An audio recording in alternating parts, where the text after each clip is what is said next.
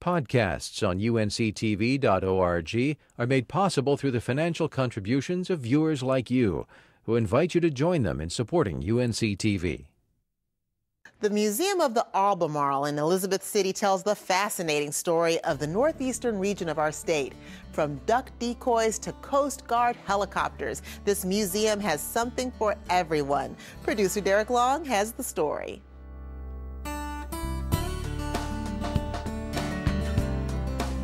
The Museum of the Albemarle is a regional museum of the North Carolina Museum of History. We serve a 13-county region here in northeastern North Carolina. The first thing you'll notice when you enter the museum is a fully restored shad boat suspended from the ceiling of the lobby. The shad boat is the North Carolina state boat. The shad boat was a boat that carried cargo, it carried people, just whatever the needs were. In the early days it was strictly a sailing boat, because that's how you got about around here before the road systems were brought in and strengthened. That's how you moved the cargo, and that's how people got around in the Albemarle region. Our region, the Albemarle region, is essentially half land and half water. The main exhibit of the Museum of the Albemarle is called Our Story.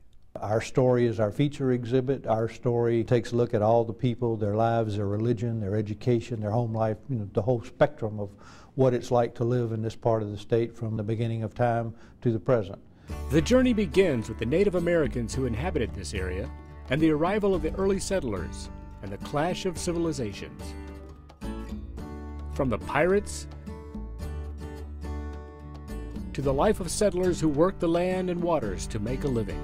The Jackson House, fully restored house, when the visitor goes in there, they get a chance to see not only what the lifestyle was like, but the architecture. And you get a chance to see what Polly Jackson and her children, the very small structure that they were living in, what it was like to cook in there, what it was like to live in there, sleep in that very small house, but what was a fairly nice house in her day, in the era that she lived in the 1750s. There are exhibits on the role of slaves in building this region and the growth of commerce, from the development of canals like the Great Dismal Swamp Canal to connect this area to markets in Virginia. Visitors can discover how the people of this area lived from the Revolution to the Civil War. You can see the shot-riddled smokestack from the ironclad CSS Albemarle. Displays move you through the introduction of the railroads, the waterfowl industry, life-saving stations, and into the automobile era and progress of the 20th century. From the good times to hard times, through the war years up to the present. Out of the Blue is an exhibit about the U.S. Coast Guard. The Elizabeth City Air Station is the largest operational Coast Guard base in the continental United States. So we take a look at all of what's going on out there, as well as all the 24 air stations that the Coast Guard operates around the country.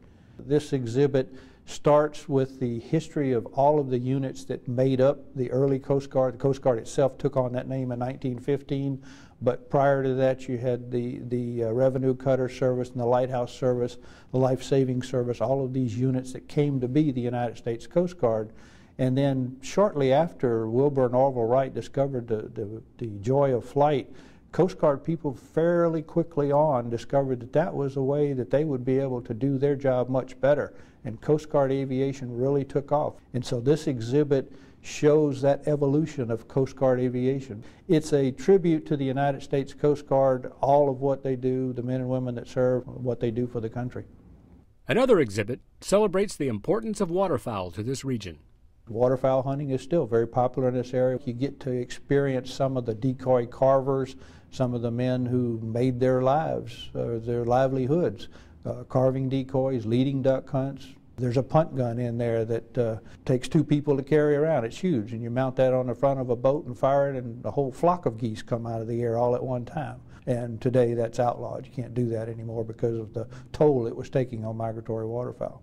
But it's a really fun exhibit to experience, even if you're not a duck hunter, just to go in there and see the mounted species, see the decoy carvers set up, and the variety of decoys that are in there.